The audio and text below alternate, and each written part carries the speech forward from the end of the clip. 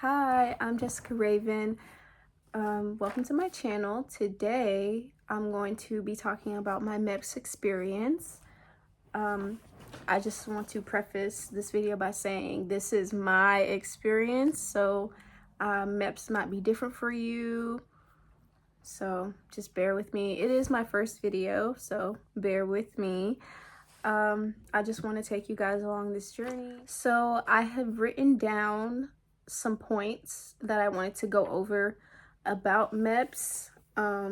Okay, so basically, the way they distributed the keys, the girls lined up first, and it would either be the person in front of you or behind you that would be your roommate. So every 2 keys, that's a group, and then it would go on like that. I hope that makes sense. So you and the person in front of you, that's your roommate, and then it'll go on like that. I hope I didn't confuse anybody, but that's how they distributed the keys. So if you are by someone that is already kind of giving you bad vibes or like yapping, go to the back.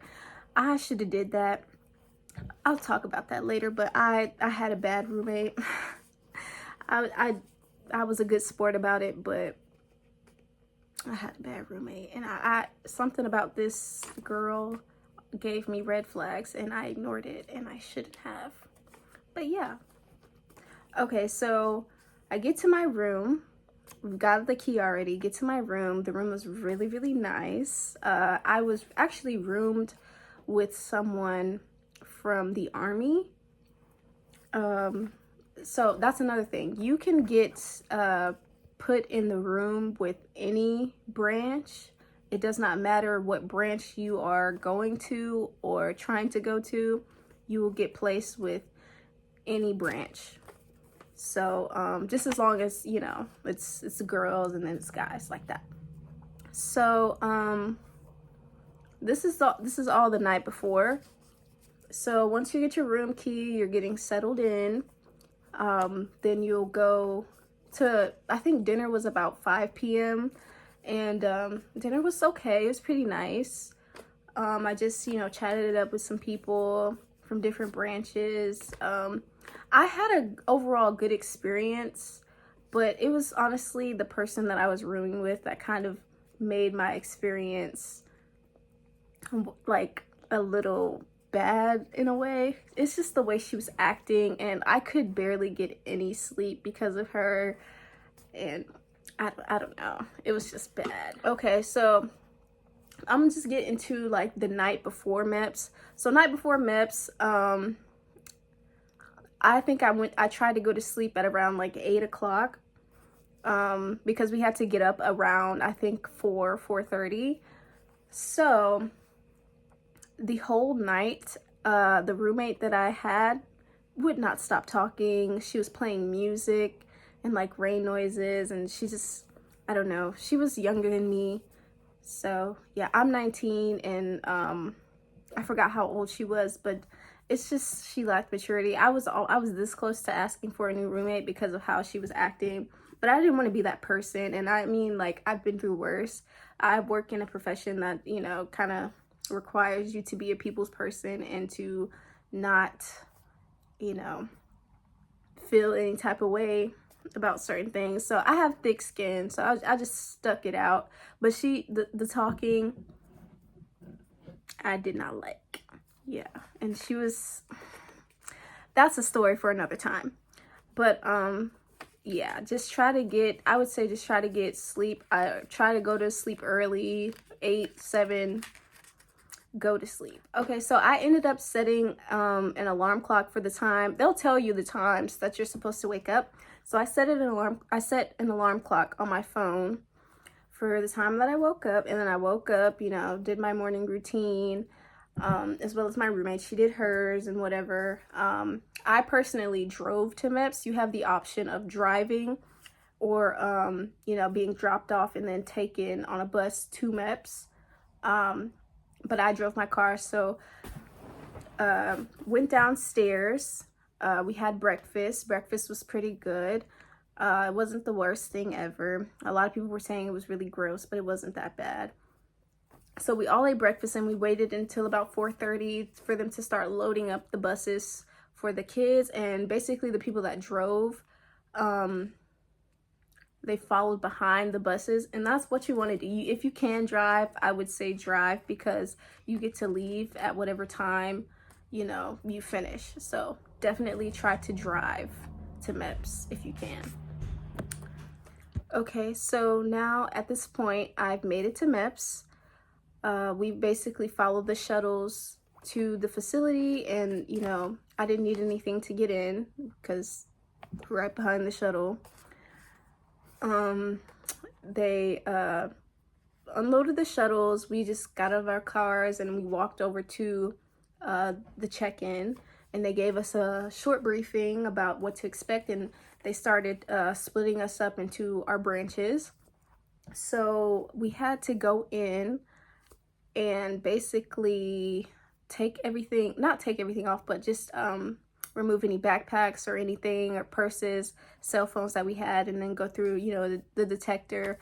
And then after that, they started splitting us up again into our branches, and basically what we needed to do. So I guess they started calling names for what you needed to do if you were shipping out, or if you had to do the entire process. So at this point, you still have all your stuff. So if you were doing your processing still, like me, you had to basically get in a big line with all your stuff, and then they'll tell you to, you know, put your stuff on this rack, and then they start sending you places to where you need to go. So first I had to take my confirmation PICAT.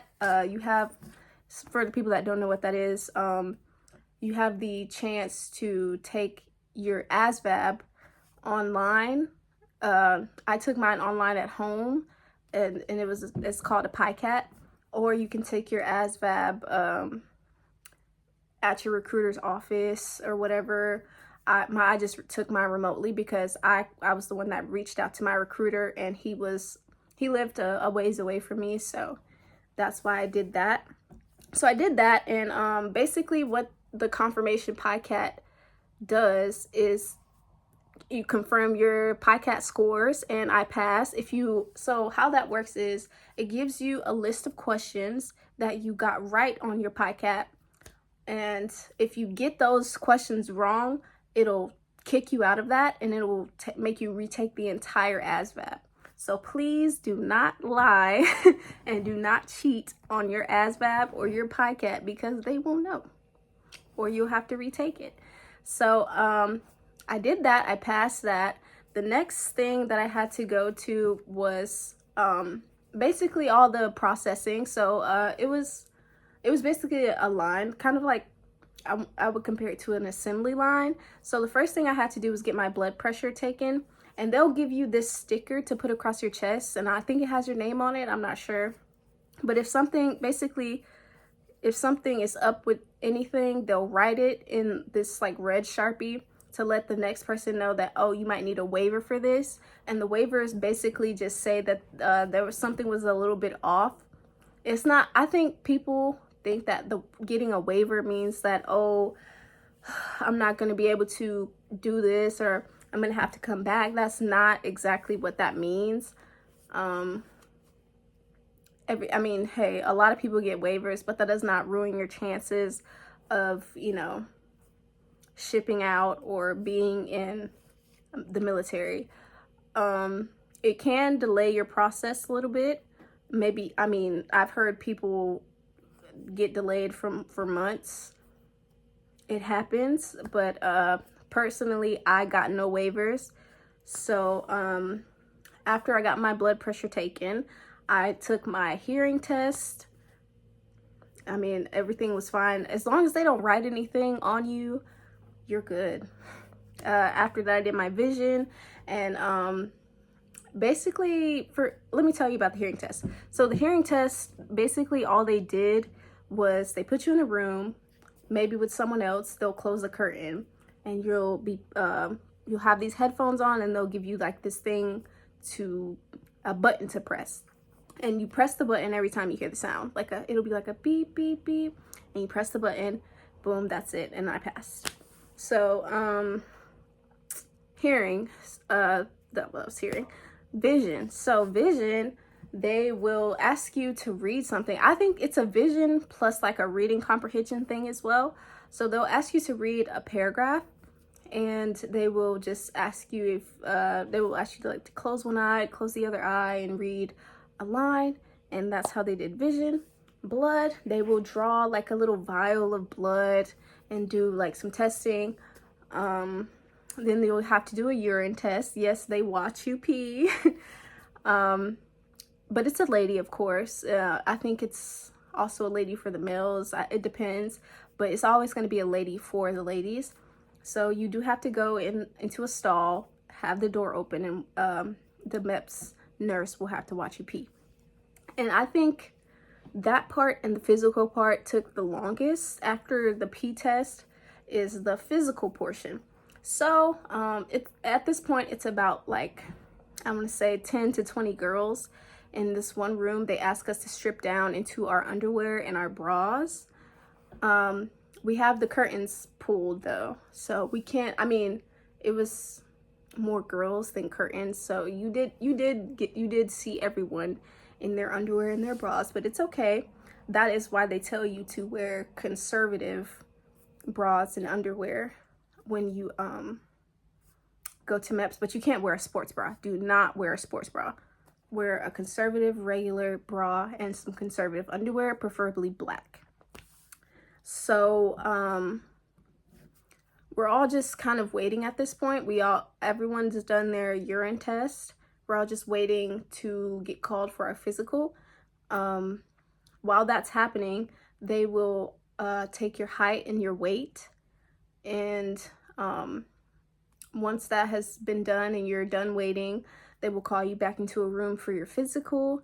And that is kind of where like people freak out the most. It's honestly the easiest thing. She'll just ask you some questions like you told your recruiter. Do not tell them any new information that you didn't let your recruiter know. Health wise, okay? That is the quickest way to get sent home from MEPS and to ask to come back. That is the quickest way to get waivers. Don't add any new information, especially if it's mental. Okay, I just wanted to get that out the way. But yeah, so they will do a physical. You have to do duck walk. She asks me to like do my hands, make a fist and stuff like that.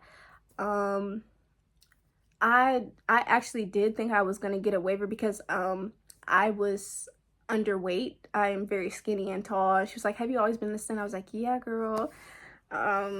But yeah, I thought I was gonna get a waiver for that. Didn't. Yeah,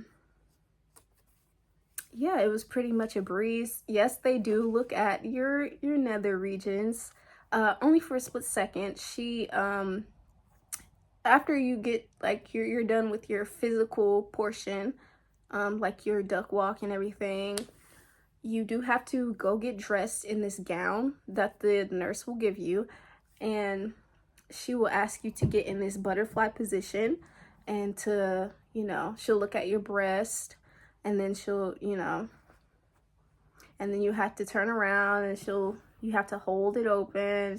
It's only for like 5 seconds, I promise. They're just checking to see if you have like hemorrhoids or something like that, and to see if you have any, issues down there.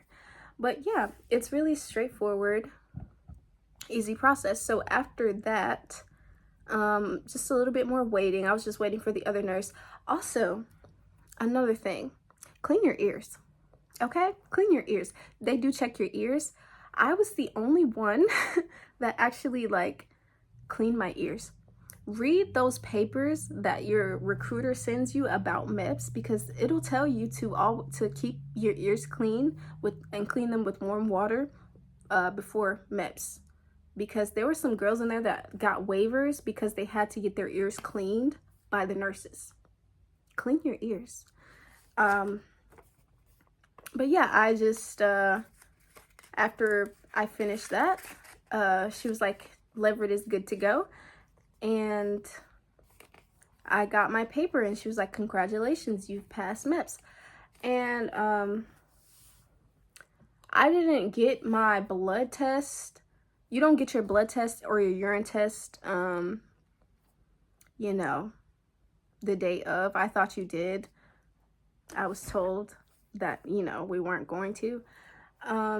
But yeah, that the blood and urine test is just checking for, I think, pregnancy and I think HIV, maybe? I don't know, something like that. But yeah, I just went downstairs. They told me where to go. Go downstairs to the Air Force room or whatever. And I think they just checked me, told me, you know, I was ready to go. I really was hoping that I would get my dates, but I did not, unfortunately. I still haven't got my dates, and I'm on my second drill. Another thing, when you're in the National Guard, you start drilling immediately. So beware of that, because no one told me that.